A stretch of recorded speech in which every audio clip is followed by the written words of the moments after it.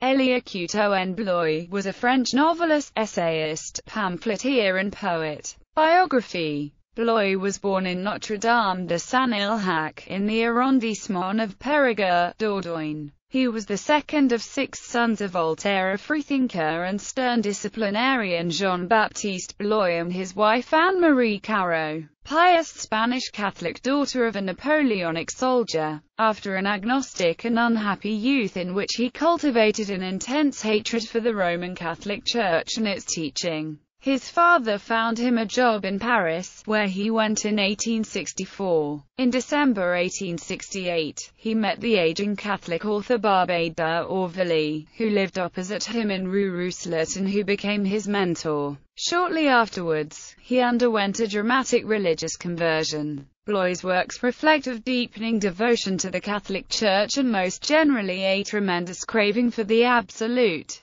His devotion to religion resulted in a complete dependence on charity. He acquired his nickname as a result of the many letters requesting financial aid from friends, acquaintances, and complete strangers, all the while carrying on with his literary work, in which his 8-volume diary takes an important place. Bloy was a friend of the author Joris Karl Huysmans, the painter Georges Rouault, and the philosophers Jacques and Racer Maritain, and was instrumental in reconciling these intellectuals with Roman Catholicism. However, he acquired a reputation for bigotry because of his frequent outbursts of temper. For example, in 1885, after the death of Victor Hugo, whom Bloy believed to be an atheist, Bloy decried Hugo's senility, avarice, and hypocrisy. Bloy's first novel, Le Désespéré, a fierce attack on rationalism and those he believed to be in league with it,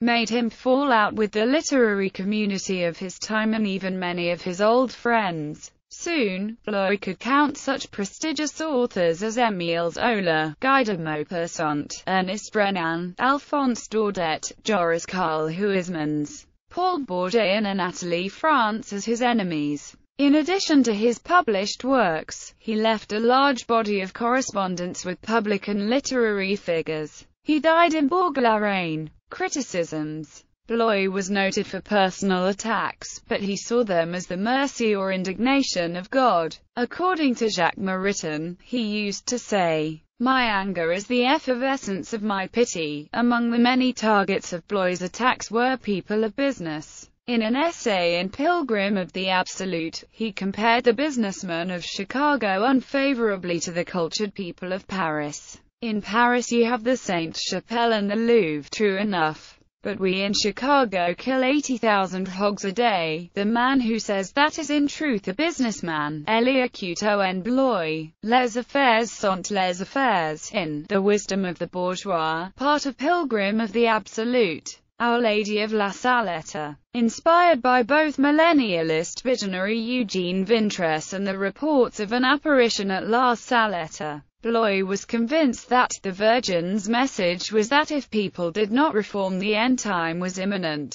He was particularly critical of the attention paid to the shrine at Lourdes, and resented the fact that it distracted people from what he saw as the less sentimental message of La Salette. Influence. Bloy is quoted in the epigraph at the beginning of Graham Greene's novel The End of the Affair, and in the essay, The Mirror of Enigmas, by the Argentine writer, Jorge Luis Borges, who acknowledged his debt to him by naming him in the foreword to his short story collection, Artifices, as one of 7 authors who were in the heterogeneous list of the writers I am continually rereading. In his novel The Harp and the Shadow, Alejo Carpentier excoriates Bloy as a raving, Columbus defending lunatic during Vatican deliberations over the explorer's canonization. Bloy is also quoted at the beginning of John Irving's A Prayer for Owen Meany, and there are several quotations from his letters to my fiancé in Charles Williams's anthology The New Christian Year. Le Désespéré was republished in 2005 by Editions Underbarn with a preface by Maurice G. Dantec.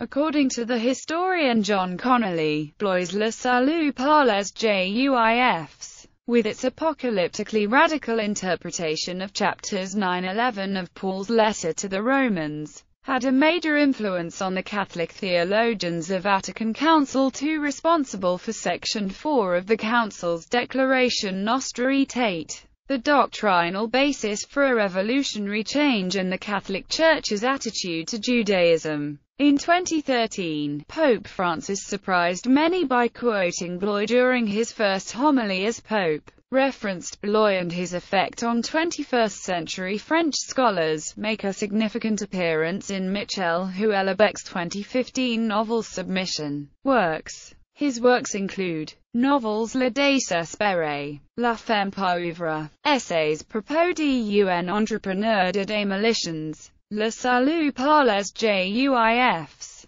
Je m'accuse, in response to Émile Zola's 1898 essay J'accuse, Exégèse des communes, Belles et Porches, Celle qui pleure, Le sang du pauvre, L'ami de Napoléon, Sur la tombe de Huysmans, on Huysmans' tomb, Jeanne d'Arc et l'Allemagne, short stories Sur de sang, Histoires des Obligantes, Diaries Le Mendiant Ingrat, Mon Journal, 4 ans de captivité à Coquin-sur-Marne, L'Invendible, Le Vieux de la Montagne, Le Pèlerin de l'Absolu, Au Seuil de l'Apocalypse, La Porte des Humbles. A useful study in English is Elia Couteau en Bloy by Rainer Heppenstall.